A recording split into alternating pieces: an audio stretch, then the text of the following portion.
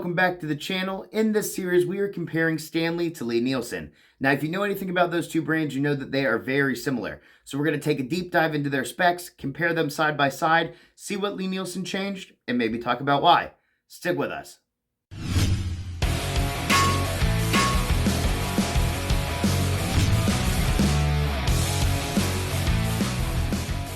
Welcome back. This is video number 5 in the series, and we are looking at the number 62s, the low angle jack planes. So I have the Stanley number 62 and then the Nielsen number 62. Disclaimer again before I start, this is another one of those planes that I'm not going to use. A very common issue with the Stanley 62 is that they will get their mouths chipped out. Now, I borrowed this plane from somebody, so I am not going to use it and risk breaking it. I don't know many people that still use these because Stanley has a Sweetheart version out, which is just a newer one. Nielsen makes them. Veritas makes them. I think Wood River makes one too. I mean, there's other makers, so people don't have to use the Stanley. So I'm not going to use it, but I still wanted to show you guys the specs. So off the bat, the same theme that we're seeing throughout all of the videos. Nielsen upgraded the body metal type. So the body on this is ductile iron, which means if you drop it on the floor, it's not supposed to break. Stanley's is made out of cast. Nielsen also added bronze, which we all love bronze. They changed the furniture type, so the tote and the knob, they changed them to cherry versus Stanley, which were rosewood. I believe all of the Stanley 62s were rosewood, minus the new Sweetheart one that's out.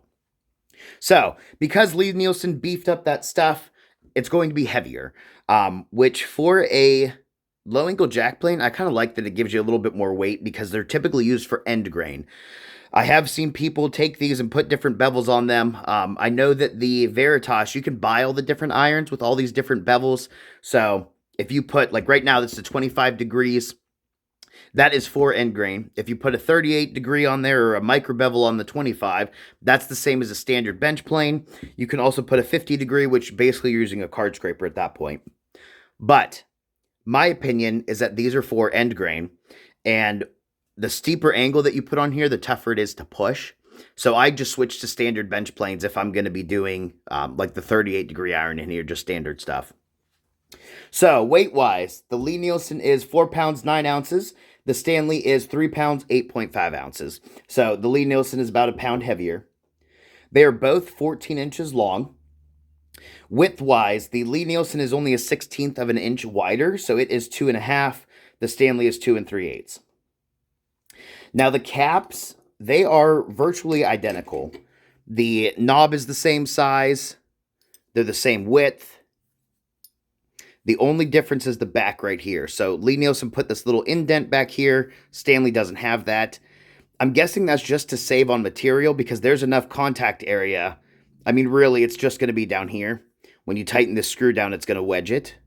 So, but there are the caps.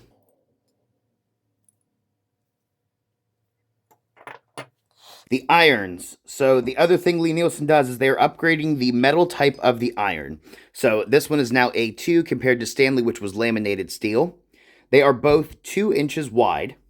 Now when it comes to thickness, Stanley's, typically their irons are 1/16, but they beefed it up for this. So the iron on this one is 1/8 and the Nielsen is 3/16. So about a 1/16 of an inch thicker there, which is a lot better for chatter.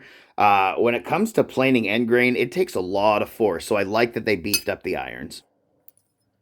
This is the other difference back here. When the Stanley iron starts getting lower and lower and used, you just adjust the notch on here. Nielsen's doesn't have that, but this has more range, so you'll still be able to use the iron. Now the mouth opening, I will talk about the beds, but I want to talk about the mouth opening real quick. So the Nielsen, you can open the mouth wider and get the mouth tighter. So it goes from 1/16, so let me show you that. So there it goes to 1/16. And then when you open it up all the way, it goes to 15/16. With the Stanley, it only goes 1/8 to 1/4. So there's 1/8. And then opening it up, oops, sorry. There's 1/8. And then opening it up, it goes to 1/4. So I like that Lee Nielsen made it so you can open the mouth wider. If you put a toothed iron in, that's the other thing. Lee Nielsen sells a toothed iron for these. It's used for heavy stock material, like in the to replace a scrub plane to prevent tear out. So you need to be able to open this mouth up real wide. You can't do that on the Stanley, but they also didn't sell toothed iron, so that's different there. But I like that they changed that. So let me take these off and show you, because they didn't change the opening size, really. They changed this piece right here, and they set the pin farther back. So you can see here's the pin, how close that is. And then there's the other pin. So it's set farther back, and they changed this angle. They changed it to just a straight line, where this one's an angle. So because they changed this right here, and where that pin is, they are able to make the mouth smaller and wider than the Stanley. Here's those two pieces. Now it's interesting because the Stanley's is longer, but you can't open their mouth up as much. So I'm thinking maybe too, if they shortened it, that would make a difference as well. But there's the mouth pieces. Obviously the Lee Nielsen's is thicker too. Another thing I just noticed, I'll put these, Stanley's has a back bevel, kind of like a back bevel on it, because here's the top. I don't know what that changed, but if you think about it, the mouth doesn't even open as much now because that's a back angle on there. So it might look like it from the top that you're getting 1/8 and whatever, but not really, because of that right there, which looks like it was machined that way. Yeah, I didn't notice that before. But there's that. Here you can see where the pin is sitting. Mine actually has a casting flaw. See that little nib right there? That nib's actually digging into the bottom of this. So I'm probably going to file that down. The only issue is then it's not going to be black anymore, but we'll see. Here's the Stanley where the pin sits, because this right here is the same on both of them. The next thing with the mouth is you're going to see that the Lee Nielsen goes farther than the Stanley does to this piece right here. So, I mean, that's a pretty, I don't know that I would say that's a significant difference, but they did it for a reason. They wanted to give the iron more support. So when you look at the Stanley, the iron's going to rest here, and the iron's going to rest here. That's it. There's not much support, and you have a lot of force going against this, especially with doing end grain. You're going to get a lot of chatter with this plane because it's only here, and it's only here. And I feel like a lot of that has to contribute with this mouth getting broken out because it doesn't have as much support. So a lot of pressure is going right here on the back of the mouth. It could also be how they machined this. If the machining wasn't perfect, all of your pressure is going on this really thin part. I don't think I'll be able to show you how thin it is. There you go. Yeah. So what Lee Nielsen did is they improved that. So Lee Nielsen machined a surface here and a surface here, and the blade rests on this entire area and this entire area. So that gives it a lot more support, especially too because they thicken the iron. So they're putting a lot of support for this iron, which is exactly what you want on a plane that's going to be having a lot of force. I mean, on all of them too, but especially for end grain. The other thing you're going to notice is these wheels. This is kind of a big complaint that I've been hearing from people about the Lee Nielsen is this wheel right here is under 3/4 wide.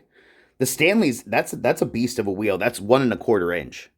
So that wheel is a lot easier to adjust while you're in use versus this little one that you kind of have to reach for and stretch for. The other thing that Lee Nielsen did is the iron rests on this piece. So when you adjust it, just this piece is moving to push the iron. For this one, it's this, and this screw goes all the way into this piece, which slides into this slot. So you've got a lot of moving parts here that you can see how much movement there is. So when you go to adjust this, see it moving? In my opinion, that's going to mess up your lateral adjustment. So Lee Nielsen simplified that and we just want to change the depth. But with this one, you've got all of this movement in here. So I wish Lee Nielsen would have made the wheel better, but I like that they made it a simpler and easier adjustment. Now, when it comes to lateral adjustment, the old version of the Lee Nielsen didn't allow for any.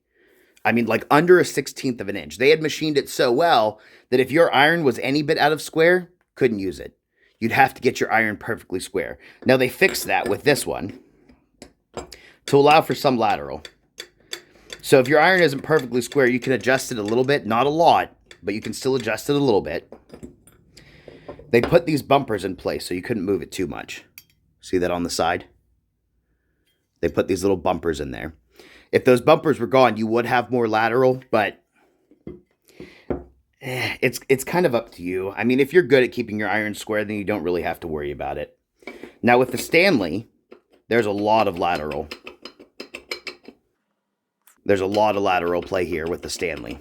So I do like that Nielsen machined that better. I love that they gave the iron more support. Now the knobs, since we have them off, there's a significant difference with the knobs too. Nielsen really beefed it up. So they made the knob taller. So the knob on this is going to be in millimeters just because it was easier. The Nielsen knob is 53 millimeters tall. The Stanley is 44. The top of the knob up here, Nielsen's is 43 wide, and the Stanley is 38 wide. The bottoms, they beefed up the bottom too. So the bottom for the Nielsen is 34. The Stanley is 28. Now the middle parts, those match. Those are the same. But here are the knobs. I mean, you can see that they beefed it up. They made it bigger. Now for the totes, you're going to see another pretty big change here where they beefed the tote up. So Nielsen added the screw. Stanley doesn't have that. They have just a little nib in here. So let me take these off and I'll show you.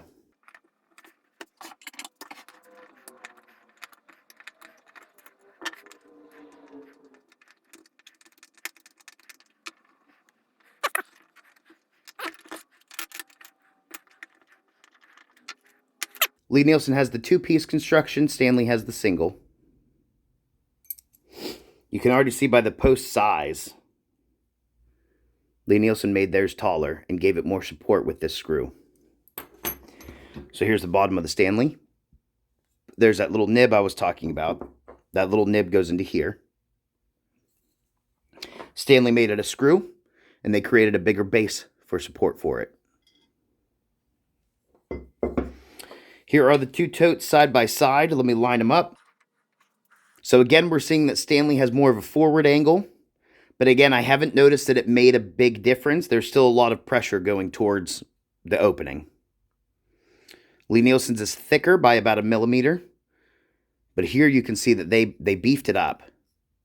They made it just a little bit wider in some areas. They made it taller. They made the base bigger to give it more support because you're having a lot of pressure going against this plane when you're using it on end grain. So I'm glad that they beefed up the tote.